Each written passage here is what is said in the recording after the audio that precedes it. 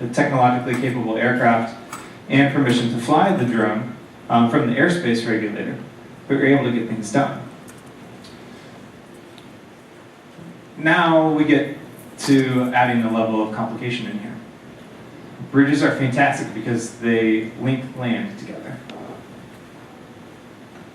They're going over a river. Oftentimes that river is a barrier, it's a border. For instance, the New Europe Bridge that connects Bulgaria and Romania. So we're used to our bubble here in the US. Jump over to Europe, where now it's not just drones in one country. Now we've got drones that need to operate between two countries.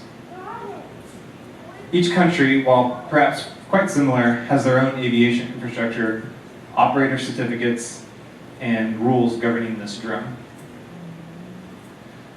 The networks operate in a regulatory context, and to back up just a little bit, to say regulatory context, I mean the rules that govern the way you do things. You could look at that as being the language that you use to tell the robot what to do. How do you tell the robot to turn left, to turn right, to turn in a circle, for that arm to launch the ball? You've got a system in place that allows you, it's a framework that you can work within. What if there was no standard way to do that? What if there was no language that you were using? It'd be chaos. It's very similar when you start looking at laws and the way that we govern the way things work. Roads, for example, stoplights, signs, the paint on the road, it all tells you how you can operate on that road. So when drones are now in space, operating around, moving around, and you move from one country to another just by stepping across a river, you're operating in this network where you need to have some sort of similar definition of context. I'm qualified to fly this drone because I've done something that this country told me to do. But in this other country, if they have a different definition of what qualifies me as a pilot, then I'm in trouble. So drones are really no different as far as networks go. The internet works all around the world because we've defined a system of standards that says how the internet should work. So if I can operate across multiple jurisdictions in a single flight, but the regulations haven't been harmonized with the technology, then what do? It presents a significant barrier for use cases for drones. So Skyward has been working with NASA on a UTM project, UTM, UAS, Unmanned Aircraft System, traffic management, so drone traffic management, basically. And then we upped it to work with the world. So we established the Global Utm Association. It has many members. I'll show you a slide in a little bit with a bunch of the members who are on it, and you might recognize some of those brands and some of those entities. But it's basically establishing those standards and protocols so that the vision of the future, 5 to 10 years out, where I pick up this drone and I could fly it in Bulgaria or India in the same way that I can fly it here. We're laying that framework today. So, bridge inspections of the future. So let's just look ahead just a few years. What will the bridge inspection of the future look like after all the technologies have become interoperable and harmonized with regulations? And what does this mean for the bridge manager who now needs to ask for an inspection? Well, in the near future, talking a few years, the bridge manager will simply request an inspection. So the rudimentary network that exists today, where we have one pilot driving somewhere and taking a drone off the truck, will become much more sophisticated. Any drone will be able to work on any communications network through any number of applications following universal protocols. So basically think about this drone being here in space and me being over here, and maybe I use the Wi-Fi link on a controller, maybe I use the LTE network if I'm in the US, maybe that's Verizon. If I'm in Europe, it's a different carrier. But because we've established these protocols, it works the same, so that the user doesn't have to do anything different.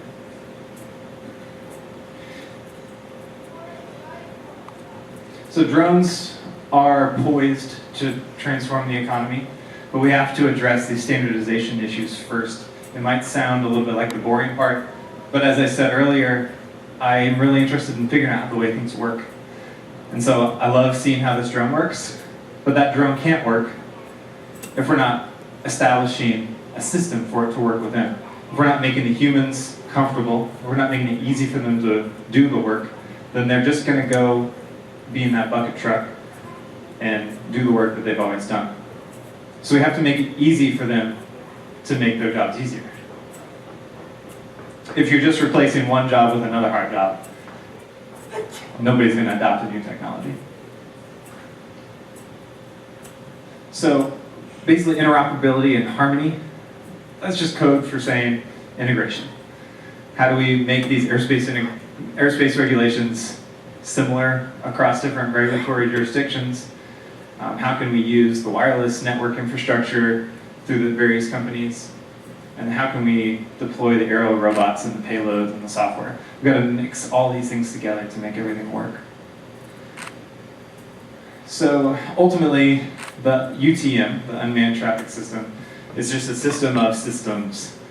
So we have a blueprint for drones to interact in international airspace. If one drone comes upon another drone, what do you do? How do you deconflict? How do you keep them from crashing into each other? They have to speak common languages. We have to have this social contract where, I, as a citizen flying this drone, I'm not going to be violating any privacy restrictions. And ultimately, they need to be addressable. So they need to have IP addresses in the sky so that you can find this drone if you're the one who needs to give it commands and tell it what to do, tell it where to go. And so that's why the Global UTM Association exists. I am representing Skyward today, but Skyward is just one piece of a much larger industry in drones. And so it makes sense for competition to work together to elevate the industry, so there's room for all of us to play. And so this 5 to 10 year future then, that you guys are going to get to arrive to, you get through high school, you get through college, and you come into the industry, it's the UTM, the Unmanned Traffic Management System, where we establish a set of standards so that we can make this global area robotics network work. That's the future you guys are arriving to. So the goal is safe and secure integration of drones into national airspace systems. There are existing rules for how you fly. If we look out to the river, which you can kind of see through the shades, just across the river is something called Class C controlled airspace. That's about 5 miles from the Portland airport. That means that the Portland airport, the air traffic control tower, they coordinate all the traffic from that river to the airport. So if I, as a drone operator, want to fly there, I have to request permission from them. So how can we make that easier? Right now, pilots get on the radio and they talk. But if we were talking about not just 5 drones in that airspace today, but hundreds of drones going about doing tasks, delivery, inspections, fun, photography, how do we coordinate all those drones? We have to have a standard system for doing that.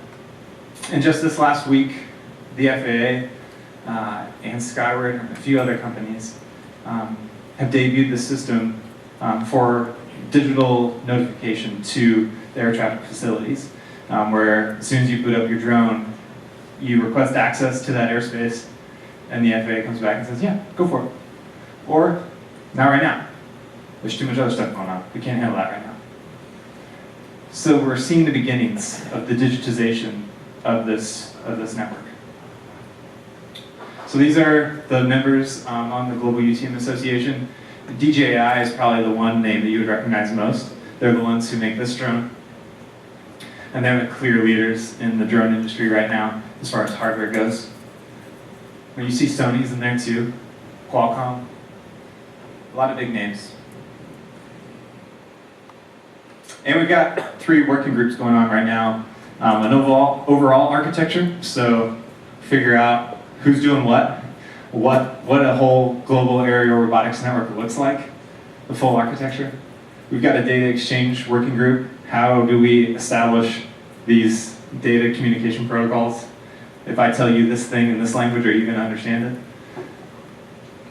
it? One of the first ways we do that is just saying, all right, how do I publish a JSON file of my intent to fly here? And then who do I need to publish that to? And then how do we deconflict? How do I say, if somebody on your network, Skyward, says that they're going to be flying here, and somebody on your network, Altitude Angel, says they're going to be flying there too, how do we get those two to talk to each other? How do we get those two to know that each other are going to be there and keep the drones from hitting each other or colliding or just messing with airspace? A good example of that is like news media. They're not using just cameras on their shoulders anymore, but they're using drones to get up in the air to tell stories. So that for them, you can imagine it, the airspace getting crowded pretty quickly if they're responding to a warehouse fire, kind of over in North Portland, say, perhaps. And you've got now 5 different news stations there putting up drones, and they all want to get the same shots. How do we get them to coordinate with each other? It's through these standard protocols. And I want to be clear, the regulators are still the ones creating the rules. We've heard a lot about government today and their importance in evolving technology and supporting technology. But it's important for the private industry and the governments to work together to create solutions that can support the technology in a productive way. So the regulators create the rules, and then the industry creates the technology. And the regulators can use the industry-driven approaches as they define those rules. So the bridge inspection in 5 to 10 years, no longer is it that near future one where the bridge manager, the infrastructure manager is just saying, hey, go fly this drone. And I drive out there and I fly it and I get the inspection. Now the inspector general is in there saying, all right, we need to inspect all of our bridges in this territory. And they, type a little command, press go, and the drones take off. They go, they fly, they scan, full scans of the bridge. They send that data somewhere to get processed. And then they flag the trouble spots for the engineers now to target specifically. And they dig in and they say, okay, why is there this crack? How do we fix this crack? Why is there rust here? How can we prevent rust from happening in the future? How can we repair this rust now? Imagine drones just waiting on a platform, maybe under a cell phone tower, waiting for that command. So, looking into the future, this is almost the sharing economy on a gigantic scale. Let's just say, what if we had these drones perched throughout, just waiting for their commands to go do? We can efficiently deploy these drones. Go inspect this, deliver this package here, bring this blood from this hospital to this hospital in minutes with presses of a button. That's the kind of future that the Global UTM Association is building. And that's the kind of future that you guys are going to be entering as you go through the job market, as you run through school, as you learn firsthand in building these robots how to solve problems. That's the future that you guys are arriving to. Thank you all.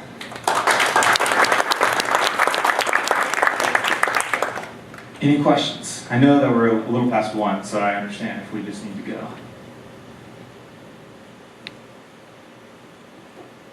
Okay. Oh yeah. So we have these commercial airlines which are flying, where pilots are flying across the different countries. Mm-hmm. Can you draw on their experience in order to find common regulations when flying unmanned Yeah, drones? absolutely.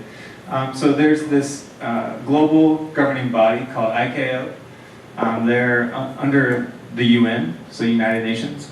And our co-president, Jonathan Evans, who's also the president of the Global UTM Association, he just spoke to, represented GUTMA at a meeting of ICAO in Montreal, in Canada, just last month.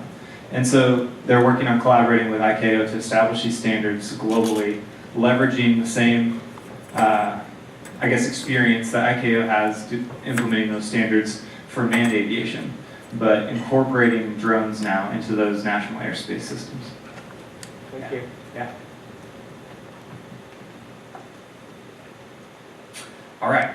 Thank you all.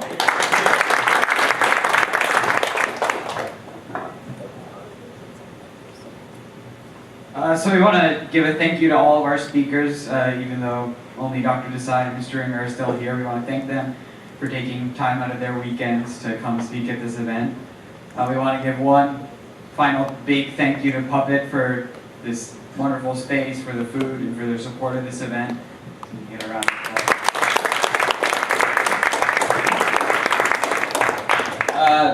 And we want to thank you finally for coming here on Saturday morning.